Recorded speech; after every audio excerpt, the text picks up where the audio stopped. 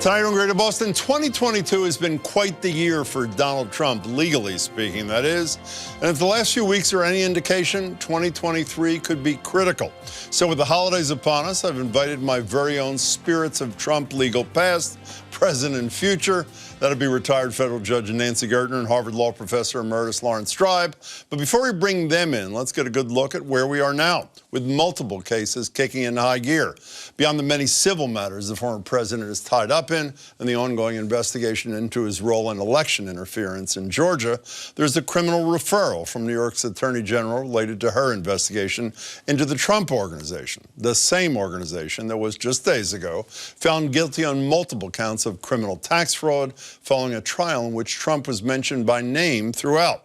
There's also the Trump-appointed judge who just today formally dismissed the case brought by the former president, which up until now was blocking DOJ, Department of Justice investigators from using thousands of documents they took from Trump's Mar-a-Lago estate in their criminal investigation. Then there's special counsel Jack Smith, who's been on a subpoena blitz since he was appointed less than a month ago to oversee two Trump-involved investigations. And of course, there's the House Select Committee that spent the better part of the year making the case against Trump to the American people and now appears on the cusp of issuing criminal referrals. As Congressman Adam Schiff said ahead of a meeting on this issue yesterday, there's a lot they are weighing. What is the quantum of evidence that we have against individuals? What is the impact of making a referral? Are we going to create some suggestion by referring some that others there wasn't sufficient evidence when we don't know, for example, what evidence is in the possession of the Justice Department? So if we do make referrals, we want to be very careful about how we do them.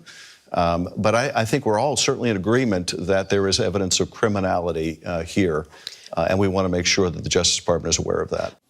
I'm joined by Nancy Gertner, retired federal judge, senior lecturer at Harvard Law School, and Harvard Law professor Emeritus Laurence Tribe, who counts Congressman Schiff among his past students, along with the U.S. Attorney General Merrick Garland, a few Supreme Court justices, and former President Obama. Welcome to you both. Good to see you guys. Good to see you, Jim.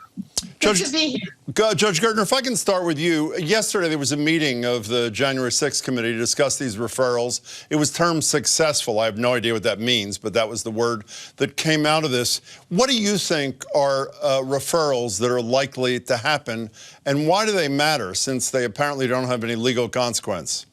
Well, I actually, the way that I like to think about it is, what if there were no referrals? In one sense, it's a version of what happened with the Mueller report, which is that Trump spun, or rather Barr spun the Mueller report as not being as serious as it was. And so the question here is, if there were no criminal referrals or criminal referrals against X rather than Y, will that be characterized as, well, then Y is exonerated?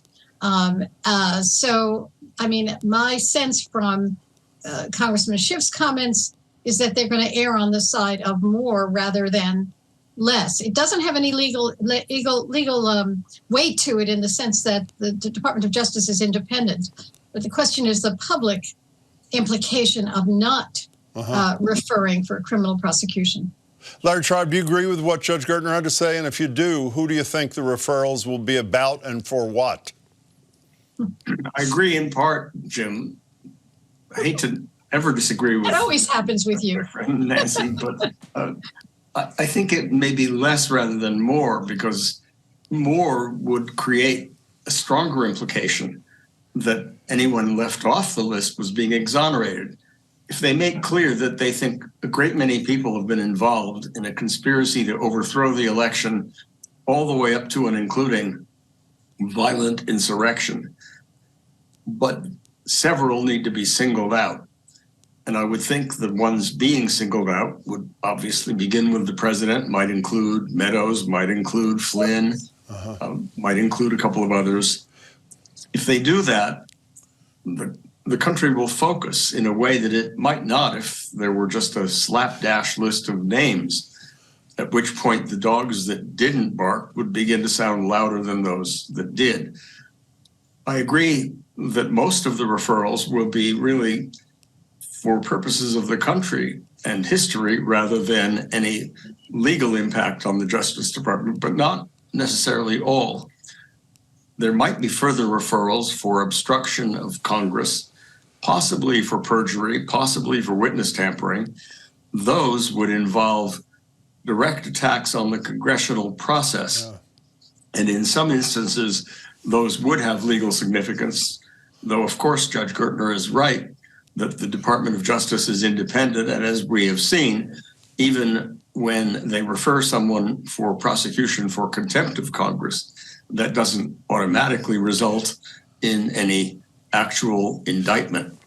Larry Tribe, let me. I'm sorry. Continue. I'm sorry. No, that's okay. Let me stay with you for a second. The investigations that do matter are the ones by the special prosecutor. By the way, was Jack Smith one of your students too? No.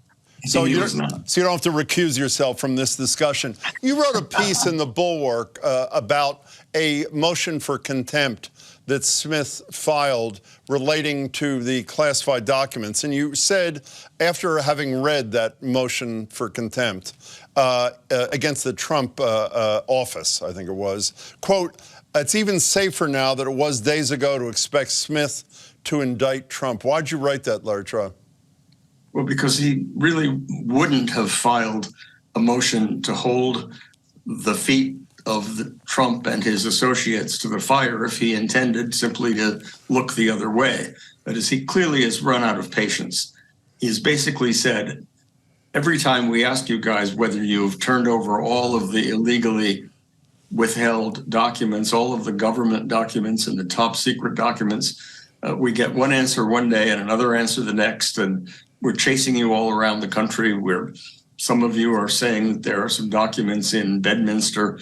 We need to know. And the fact that the chief judge of the District of Columbia District Court did not actually enter a contempt finding is beside the point. It was the fact that it was sought, and that it was sought in Washington, D.C., that I think is important to note, because that suggests that the indictment is likely, at least the indictments related to the documents, and of course the indictments related to the coup attempt and the insurrection, are likely to be brought in Washington. D.C. Judge, did you read the motion for contempt the same way Larry Tribe did? Well, it does suggest that he's on the cusp of an indictment, because it's like calling the question. It's like enough already. He's saying, I want to call the question. Do we have everything? Is there anything else here? So, I mean, it signifies that he's more likely at the end of an investigation than at the beginning. It is extraordinary that it has taken this long for them to call the question. Well, Smith has only been on the job a couple of months. I'm not talking right, but I mean, even the Department of Justice, one of the things that the 11th Circuit decision overturning what Judge Cannon did in the Mara-a-lago documents case is so interesting, is that it's finally saying, really, this is a non-issue. What this judge has done is a non-issue. No one who is investigated by the Department of Justice gets the chance to intervene, chase us all around the country, challenge issues before we finished our investigation and there's an indictment. So in one sense, the judge in D.C. is calling the question. The 11th Circuit called the question and said enough already on this really very straightforward issue. I just want to clarify, Judge, staying with you for a minute since you've sat in these cases. I asked you about this the other day. Here's Trump on Fox News Digital on November 18th, after the special counsel was appointed, saying, "I've been proven innocent for 6 years on everything from fake impeachments to Mueller, who found no collusion. Now I have to do it more." Trump said, "It's not acceptable. It's so unfair. It's so political. I'm not going to partake in it." What is the legal consequence of a potential defendant saying, "I will not partake in a criminal investigation"? I'm trying not to laugh. Okay. I'm trying not to laugh. I mean, well, I'm laughing for you. Go ahead. None. I mean, none. It's like, someone commits a murder and says, "Well, I'm not going to participate. I'm not going to participate in the trial." That. You don't have to participate in the trial. We're going to bring it. We're going to bring charges. No, that's really, and that comment relates to my earlier comment about the January 6th referral, which is this has got the January 6th committee has been doing an important investigation. It was a narrative for the country. Yeah. The Department of Justice is a much more narrow investigation, and so who they refer for criminal prosecution becomes part of the narrative, and whom they don't enables comments like you just quoted. You know, Larry Tribe, you also wrote in that piece, I believe it was in that piece, somewhere you wrote this, that one of the possible charges that could be brought around the documents is unlawful concealment of government documents in the possession of that federal official. And you said that statute would bar a person found guilty of that running for office. You'll go on to say, and I'm paraphrasing you, that the likelihood of that statute standing, if challenged, at least the barring from running for office, is very likely, that it's probably not going to stand, correct? That's right. Although I was a little cagey, I guess, about it. I said that there would be a constitutional challenge to it. The statute is 18 U.S. Code Section 2071, and it says that if you're guilty of unlawfully concealing or obliterating or mutilating government documents in your possession, you can get up to 3 years in jail, and you forfeit any office that you hold, and you're disqualified from holding any future office. The reason that there's a constitutional cloud over that is that unlike the disqualification that follows if you are convicted of insurrection under 18 U.S. Code Section 2383, this one does not have any clear basis in the Constitution. The insurrection one is drawn straight from Section 3 of the 14th Amendment, which says insurrectionists can't hold office. This, however, could be viewed as an additional qualification over and above those that Article 2 specifies for the president, like you've got to be a natural born citizen and so on. And there is precedent from the Supreme Court saying that Congress can't lay additional qualifications onto those that are set in the Constitution. But I also did say in that piece, and I think this is very important, that whether or not a constitutional challenge to that disqualification succeeds, it would certainly cast a serious cloud on an already heavily clouded candidacy of someone who has been disgraced and twice impeached. Larry Tribe, one last thing about Jack Smith and investigations. You tweeted that you thought that the likelihood of indictments coming down next year, that the time that they're likely to come down is early in the year, January, February. Why'd you write that? Well, I was just guessing. I mean, and I said I was guessing. I mean, none of us has a crystal ball. Okay. But my best guess, based on 50 years of teaching some of the relevant people and just teaching constitutional law for a while and watching the country, is that if it happened later, everyone knows that it probably wouldn't result in a conviction in time. And an indictment that's hanging over someone without a conviction and maybe even without a trial having begun is kind of like one hand clapping. It doesn't call the question, to put it the way my friend Nancy has so well put it. Let's go back to your friend Nancy Gertner for a second. Two other investigations I want your quick thoughts on, both of you, if I can. Judge Gertner, starting with you. Fani Willis down there in Fulton County looking into the infamous call from Donald Trump to the Secretary of State in Georgia. And secondly, there's some people that think after the conviction of the Trump organization, criminal conviction of the Trump organization the other day, that there is a likelihood that Alvin Bragg, who's the Manhattan DA, who's seemingly stepped back from a possible criminal prosecution of Trump for some sort of financial fraud, may re-enter the fray. Could you give me your thoughts quickly on the two of those possible proceedings? On the New York stuff, the question I thought is how close Bragg gets to Trump. There was at least a defense in that case. The jury didn't accept it, that all of this stuff was done by lesser the subordinates in the company. And but the prosecutors, even in their closing argument, the prosecutors mentioned Trump individually having signed off on a lot of this stuff repeatedly, even though he wasn't a defendant, obviously. But the question is, it's hard to know what that evidence comprises. And if Weisselberg, the CFO of the company, finally points the finger at Trump, that would be a very different matter. And with respect to Georgia, it's hard to know from the outside, but that call would have convicted anybody else. Go find the relevant number of votes. I mean, that call would have been sufficient. I only assume she has more. So, Larry Tribe, what are your thoughts on those two matters, Manhattan and Georgia? Going back to Alvin Bragg, I don't think the key problem for Trump has anything to do with the financial crimes and the tax crimes and whether Weisselberg finally points his finger at Trump. The real problem is really goes all the way back to Stormy Daniels. And the fact that it appears that Trump and no one but Trump, he was named as individual one in the co-conspiracy guilty plea by Michael Cohen, all of that stuff. Whether Trump, I agree with you. Whether he illegally arranged to hide stuff that he thought would prevent him or might prevent him from being elected president all the way in 2016. And some people thought, the statute of limitations is run on that. Well, it hasn't, because under New York law, which would govern on this, the statute of limitations was tolled, which means the clock stopped running while Trump was president under a rule, I think misguided, but nonetheless in effect at the time, that he was, for all practical purposes, out of commission because he couldn't be indicted during that time. So the time for the statute of limitations still hasn't run. And my own sense is that it is now a race to the courthouse between Alvin Bragg, who got really kind of burned when people said, why did you drop what Pomerantz and his colleague were about to do, between Bragg, who might go after Trump for basically stealing the 2016 election, which really would bother Trump more than anything, and Fani Willis, who's right on the case, and Jack Smith, who is really being quite dogged in his pursuit. So there are three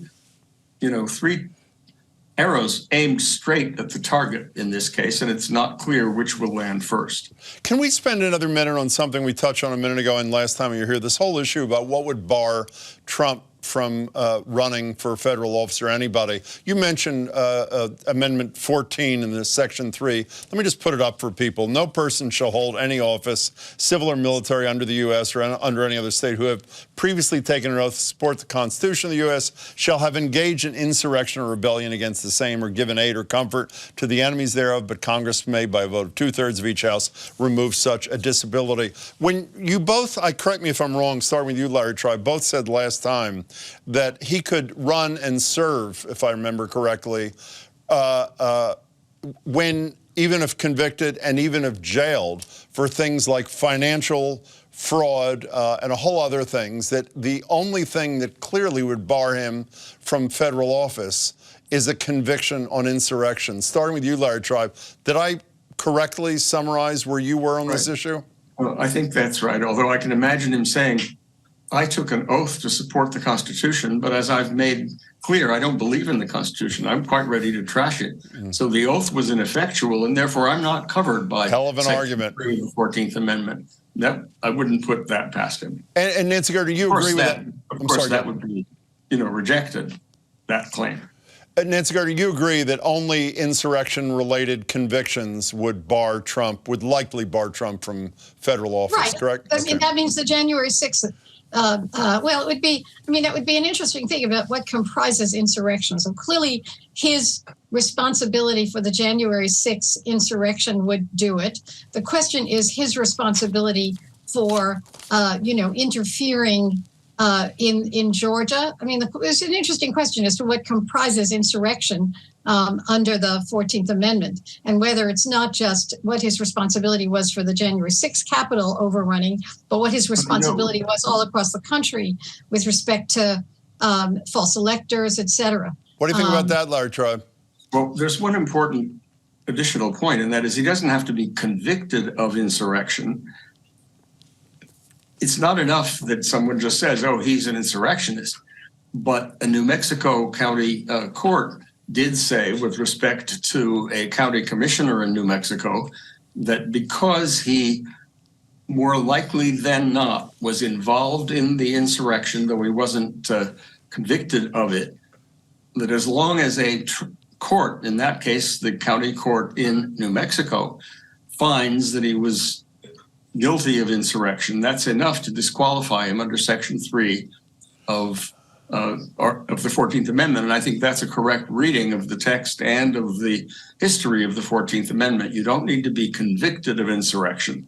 So that would set up a situation in which state by state, court by court, a different procedure in each state, people would argue, and I think with some credibility, especially if the evidence presented by the January 6th special House committee on its final meeting and its report of December 21st, especially if that nails Trump as the chief insurrectionist, the insurrectionist in chief, whether that could be used as evidence in a court to conclude. It would have to be a court. It wouldn't be enough for it to be a congressional committee. Some court to conclude in a particular state that he's disqualified under Section 3 of the 14th Amendment.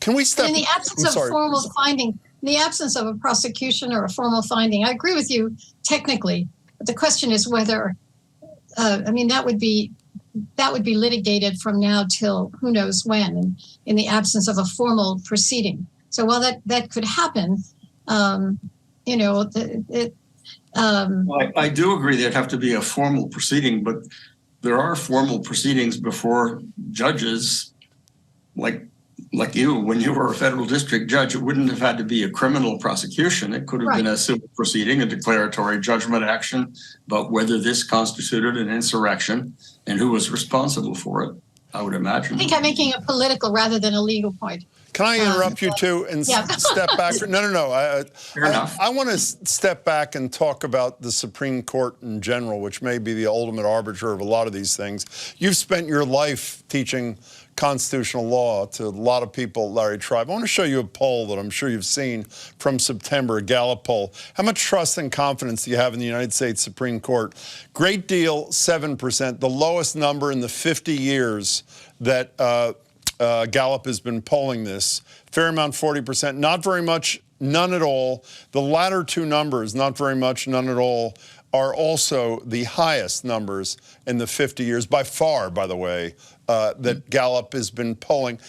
What does that mean for, put Trump aside for a minute, or maybe not, what does that mean for a democracy to have such lack of trust, and I would argue lack of respect, for the highest judicial body in a country, Larry Tribe? Well, it's not good news. I mean, I think democracy depends on all kinds of institutions. It depends on Congress. It depends on the voters. It depends on lower courts. But ultimately, when there is a clash of interpretations of some central provision of federal law, there has to be some, at least tentatively, final arbiter. And if the final arbiter is regarded as just a bunch of political hacks, then we're in very difficult shape. I mean, at the extreme, its decrees could simply be ignored, the way Andrew Jackson, when told basically not to disregard the rights of Native Americans, said, I'm going to send them off on the Trail of Tears. Chief Justice Marshall doesn't have an army. He can't force me. And it's only the respect in which the court is held that ultimately prevents its desegregation decrees and its decrees about releasing someone from prison or imprisoning somebody or executing or not executing from being defied at all levels of government. And that's chaos, that's anarchy, and it's in the vacuum created by that kind of anarchy that tyrants can rise. And that's really the gravest danger, that our system of government under the rule of law will really not have a lawyer in chief. Judge Gertner, you took an oath to uphold that Constitution. What's your reaction to those numbers? I'm horrified. I'm really horrified. I think it reminds me of something that Jamel Bouie said in the New York Times a couple of weeks ago. He said that life tenure usually was to allow judges to be independent, to exercise, to focus only on the case and not political influences. With this court, it is allowing them to essentially thumb their nose at the public. This is a court that after Dobbs did essentially a victory lap around the country. Yeah. Numbers of judges did a victory lap. So, I mean, I'm looking at what they're doing, and I'm looking at the reaction to what they're doing, and like Larry, I'm just horrified. Never saw it. Dobbs obviously being the case that overruled Roe. I'm very short on time, but quickly, we've discussed before. You both served on the Presidential Commission on the Supreme Court. Despite these frightening numbers, starting with you, Judge Gertner, there seems to be no momentum for any serious reform that addresses the problems that most sane people have with the Supreme Court. Well, there's some movement on ethics reform in Congress, but it's ethics reform to make more transparent financial disclosures. That's which Sheldon is very Whitehouse, who was here a couple of weeks ago. He talked about more than $10,000 contributions would be disclosed. Yeah. Right, and that's helpful. But I mean, the issues with respect to the Supreme Court go deeper than just the question of financial disclosures. They go to, the bias and the appearance of impartiality, and they go to the impunity that this court feels. I mean, they essentially say, Clarence Thomas says, I don't have to recuse myself when my wife's documents are in the tranche of documents I'm addressing from the January 6th committee because you got nothing on me, which is outrageous. Very, very quickly, Larry Tribe, do you see any momentum for any reform that would matter? Very little. I mean, in terms of public support, the polls do show that for the first time in a long time, a majority favors expanding the court. 51%. Quite a majority favors getting rid of life tenure and certainly transparency and ethics. So there is some momentum, but it's not certainly not top of mind for most people. Okay, I have 30 seconds for each of you. It's Nostradamus time since it's almost the end of the year. If we're sitting having the same discussion, well, at least the discussion about the same players a year from now in December of 2023, what's the status of U.S. v. Donald Trump or Georgia v. Donald Trump? Larry Tribe, you first.